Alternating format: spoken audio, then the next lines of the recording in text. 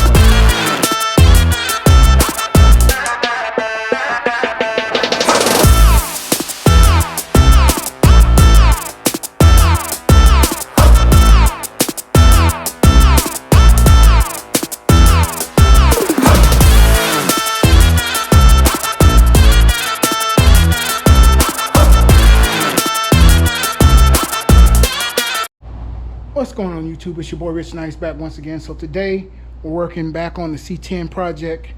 Today we're actually doing the wiring for the gauges. And I'll get more into this and show you what I've done so far inside of here. And then we'll wire up a OBDII port. We'll wire up a check engine light, so to speak.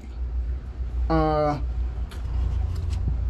then hopefully these gauges will work. So without further ado, let's get into it. Starting with our fuse box on the outside, this is your C-100 connector. It's black. It has a bunch of wires on it. You can get these out of the junkyard. That's where I got mine from. If not, then you'll have to pull it from this side down here. You'll just have to snip the wires and use those. But since I went to the junkyard, I got the actual plug itself. We're going to use these wires. So there's really only 4 wires you need on here. The first wire being your green and white, which should be your tack sensor. Grab our paper right here. This is our printout. So it says green and white is your vehicle speed sensor. Then we'll have the brown and white, which is your mill light. Basically, that's what turns your engine light, your check engine light on. Then we'll have the dark green, which is your PM data. So that's the wire that gives your scan tool the information from your engine and tell you what's wrong with it. And then we'll need the actual engine speed, which is your tachometer, which is the white wire. So the green wire is your vehicle speed sensor. If you were using analog gauges, you'd have to do something else because you'd have a different transmission and things like that. But we're not worried about that today. We're only worried about doing our LS swap with our 4L-E60 engine. 4L60E engine, transmission, should I say.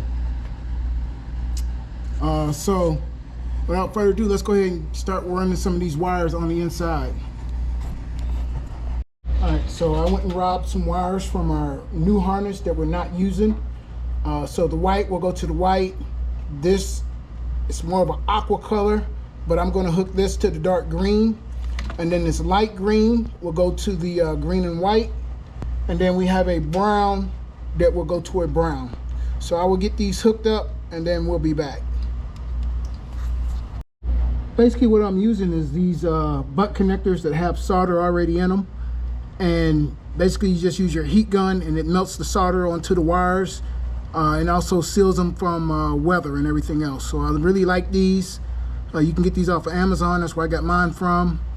And they make a weather-tight connection. And then on top of this, we'll put a piece of heat shrink and we'll seal it all in. So I'll get started on those and then I'll show you what the finished product will look like.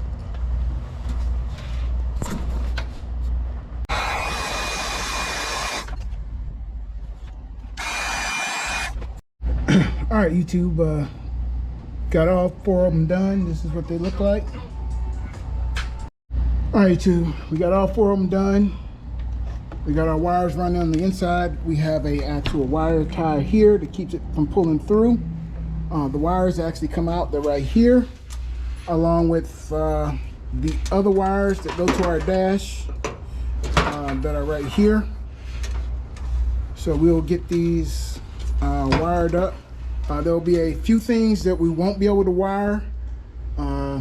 just yet, because we'll have to dig into this plug right here. This is the plug that went to the original gauges, and you just plug in the back of them and make all your stuff work. So we're not using this, but we need to steal the left and right turn signal wires out of here, and it should be a light blue and a dark blue that's inside of these wires right here. So we'll pull this apart, grab those two wires, and then we should be good to go. So all right, YouTube, this is our digital gauge cluster, and I'll show you how we put this together here shortly. But this is it, and what I've done is I went ahead and went through each wire and labeled it, so we can actually take these blue pieces of tape off, because it's actually, I actually wrote it on these, and I'm using these connectors. That way I can make a quick disconnect. So if we ever have to take the gauges out for any reason, we just pop one of these up, take it out, and then if we need to pull the wires back through the cab or whatever, for whatever reason, we can. So these are the way it's made. So you have everything from your tachometer, which will be our dark green wire that we just ran. You have your turn signals left and right. You have your fuel sending unit. This wire right here goes to your speedo. This brown wire goes to your positive on your brake pedal, or your high beam, I'm sorry, positive on your high beam. This time wire goes to your brake pedal. This purple wire, or this dark blue wire, is your water temperature. The pink wire is your ACC. The orange wire is your oil temp. This purple wire goes to the dimmer on your light switch. So for this, we're not going to hook it to the actual dimming part. What we're going to hook it to is when you pull the light, pull your light switch handle right there out. When you pull this out and your lights come on, it'll dim it. So we'll have to find out what wire gets hot when you pull this lever out.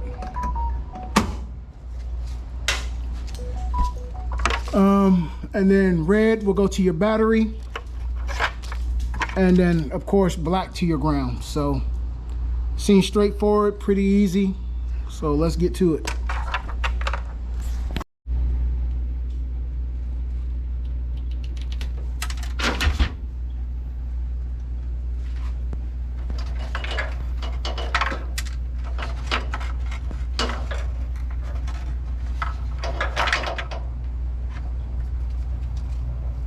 And the way these work is you just pull this tab up, stick your wire in, push the tab down, pull on it, and that's it. So there's a couple wires that we did not use just yet. These two wires will go to our OBDII port, which will go down here somewhere. And then we still got to hook up our dimmer wire, which is the purple wire, our brake. We got to hook up our high beam light for our positive, so our you'll know when your high beam's on. And then we got to hook up our turn signals. So these are the wires that's left down here, and then these two wires are the ones that go to the OBDII port down here. So I can pull those down, and then we can run that. So theoretically, I should be able to turn this over, and look, we have gauges that are on. I don't know how well y'all can see that, but let me turn this light off.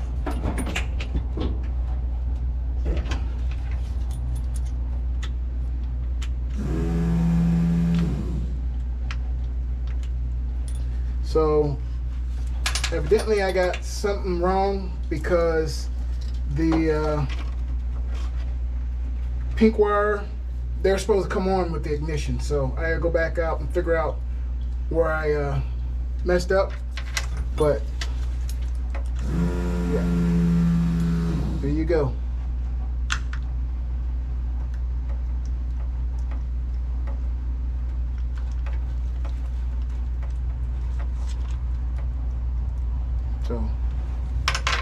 I'll figure that out and we'll be back. All right, YouTube, I figured out what the problem was why the gauges were staying on all the time when you hook power ground up. It's because I had the red wire hooked straight to the battery, and according to the instructions, the red wire is supposed to be hooked to a switch 12 volt along with the pink wire. So what I've done is I've come back in here and I've added this, which is the same thing as the single one, is just a triple. And if we needed to add more, I have 4 and 5 of these, you know, slots. So if we needed to add stuff for like a radio or whatever, we could do that real easy. So that fixed the problem. What I'll do is I'll turn these this light off, and now you get the full effect.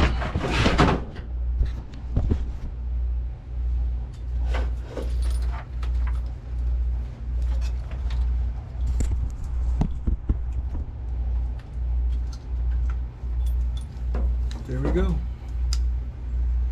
And that's how it's supposed to operate. So next we'll work on the OBDII port and the check engine light. Should be really easy. I've already ran the wires, so let me show you what I've done, and I'll show you an illustration of what it's supposed to look like. So let's turn these back off.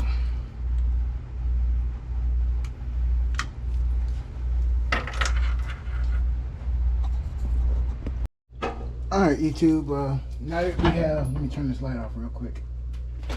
All right, now that we have all our gauges and everything wired up, I still gotta go back and clean this.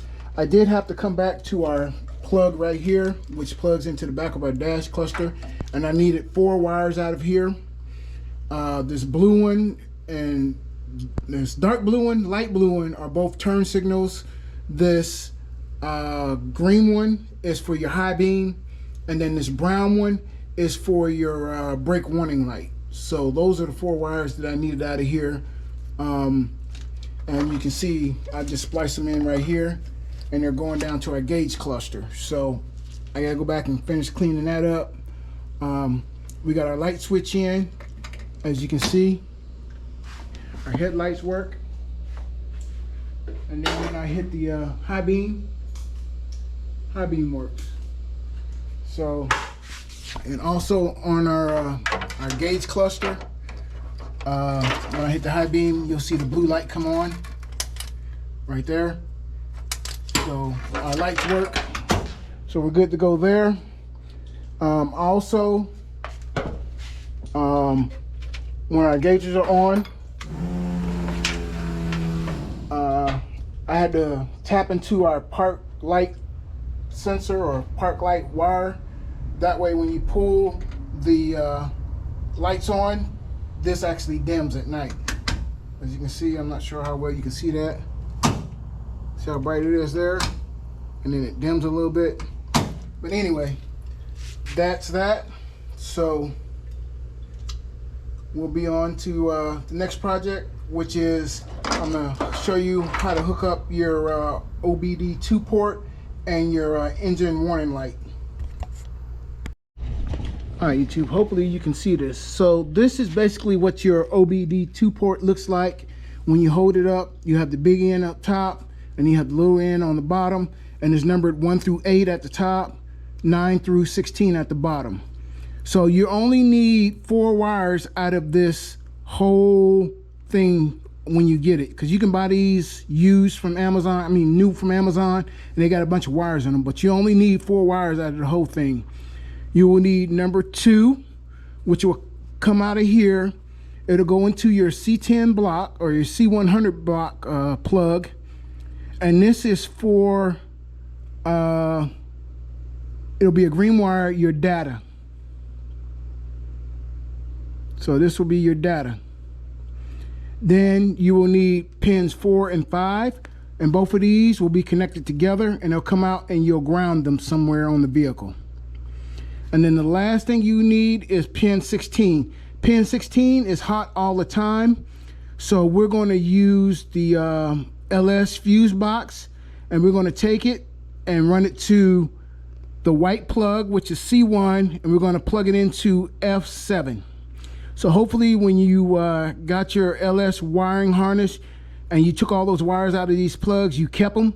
That way, if you needed a wire, you could just use one of the wires that you took out and stick it back in there. So that's exactly what we're doing. And it will come out, so it will be a double wire. One wire will go to our fuse box, the other wire will go to our light, which is right here. Now this light can be a LED, it can be whatever you choose it to be. So the positive will go to plug 16, and then the negative will come out and it'll go to your C100 block again, which is your black plug, and it'll go to pin 46. So I've already done this, so I'll take you over to the car truck and show you what this looks like. All right, YouTube, so this is our orange wire that's coming from the OBDII port to plug 16, and it's going to the white plug F7, which is located right here. So that way your OBDII port has power all the time. So this should be hot. So if we tested this, we should be able to get a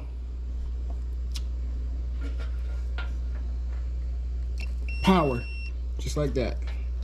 See? So it has power all the time. The next wire we'll be looking at is the plug I was telling you about, the black plug, which is located right here. So the reason I kept these wires a little long is because I didn't know which ones we needed, and that way if I needed to hook into them, we could. But out of this plug, we really only need 4 wires. So this wire right here is the brown wire that goes from the OBDII port to the mill light. So when you turn your vehicle on, this will ground out and it will cause your engine light to come on, and when you start the vehicle, your engine light goes off unless there's something wrong with it, and then you need to do a diagnostic check on it. This dark green wire, which is plug 58, this is what sends data. So this tells your scanner exactly what's wrong with your vehicle. This white wire, I believe, is for your speed. Let's get our paper, let's make sure.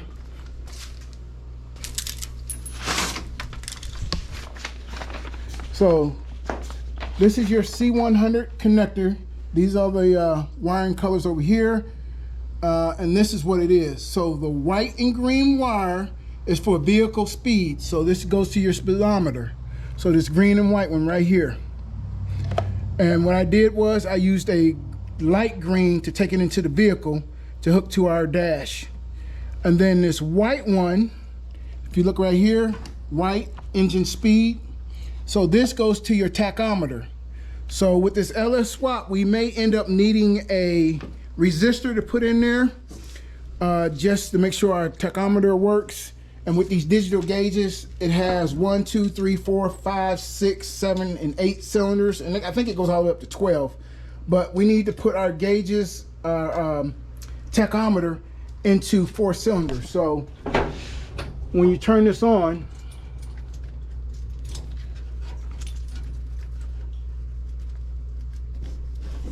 I need 2 hands for that, because we don't have our ignition hooked up yet. So once you turn it on, you can see it says 4 cylinders. And basically there's a button right here. You just change it, 6, 8, 10, 12, 2, 4. So that's that.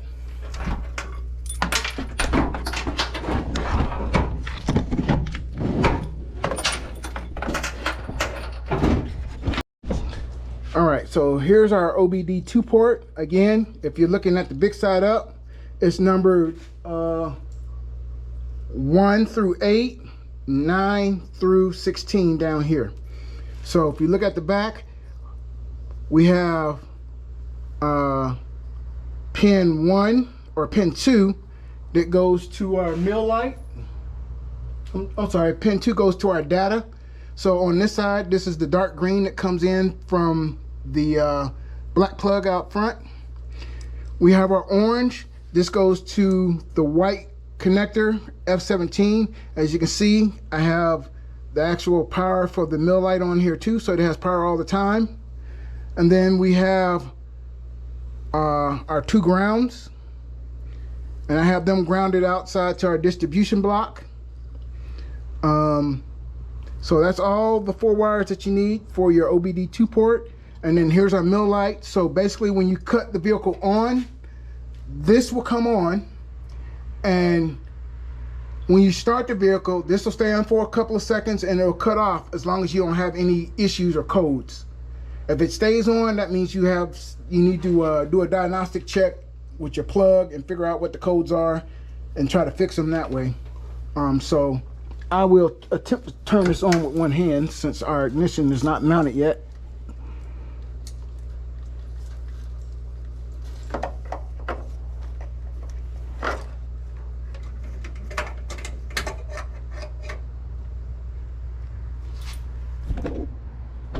So now I got both hands. So we're going to turn our vehicle on. As you can see, you hear it, it's buzzing, gauge is on, light is on. So theoretically, when you start it, that light's supposed to go out and we'll be good to go. But we don't have any antifreeze in our vehicle, and we don't have any fuel in our vehicle yet because we're still in the wiring process. So we'll be able to check this once we actually put some antifreeze and some fuel in here and do the startup on this thing. So we'll come back to that at a later time. All right, so we got everything in. Our fuse box is in. We got our fuses in. I tried to do some tidying up of the wires. Here, this wire right here is for your dome light. So we just got to run a wire back to it. It's actually right here, and it's grounded to the actual cab. And there's only one wire, which is this wire right here that I just got to run to the front and plug in there. Here, your green wires, your 2 green wires, go to your neutral safety switch, and that's what actually turns your reverse lights on when you put it in reverse. And then these other 2 prongs would be purple. Those 2 prongs would go from the starter switch to here and then out to your starter. And that would keep the vehicle from starting while it's in anything but park or neutral. This one single orange wire and white wire right here goes to your brake switch, which is right up there. If I can see that. Let me see. So your brake switch is right there. This right here is a green, black, and red wire. This is your horn relay. So other than that, and we still just got to mount our high beam switch down here. And then we have our OBD2 port right here, along with our check engine light. We did get our gauges back in. We got our light switch in. We have our wiper motor switch in, which is right here. I just got to put the knob on it. We're going to change our steering wheel out and get a different steering wheel. We just got to do our shift linkage, which will be next. We also got to put our drive-by wire pedal in, along with our tack, which is this thing right here, module, and we're probably just going to put that in on the inside to keep from having to drill a hole on the outside and running the wires through. So yeah, so when you pull the switch, you see your park lights come on, see? And then you'll see the headlights out there, way over there. And then you'll see them turn bright when I hit the switch. And then on here, it'll turn on blue. As you can see right there is blue, and turn off. So I did get our ignition in finally. I was waiting on a spacer that goes between the ignition switch itself and the dash. So we use this bezel, put that spacer on. As you can see, probably right there, there's that spacer in between the ignition switch itself and the wall. We got our keys on. So as you can see, our engine light is on, and we're going to mount this probably right underneath the dash somewhere, just so it's good to go.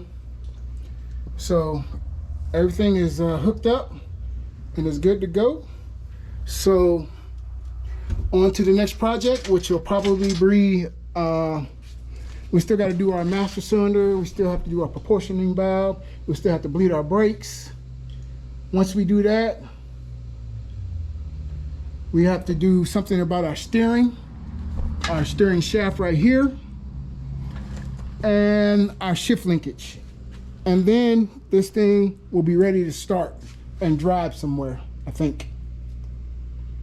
So without further ado, thank you from the bottom of my heart. Really appreciate it. So again, on to the next project. Since the last video has been put up, we actually hit 500 subscribers, so I can't thank you enough.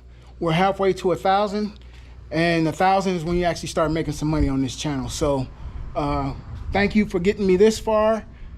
Our goal is to try to hit 1,000 by the first of the year. So you got about basically 60 days, 2 months. So if you could help me out and have some more people subscribe, because I know you come and you watch the videos, but you don't subscribe, but you keep coming back. So why don't you just subscribe so you automatically get those notifications and see when I post a new video. That way you keep informed. Again, from the bottom of my heart, thank you. Till next time, peace.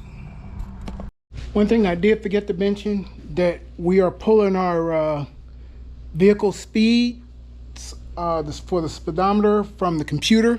And if that doesn't work and it's off, I have this GPS module that we'll have to hook up, and then we'll get our speed from the satellite. So we should be good to go either way. But I forgot, just found it, so.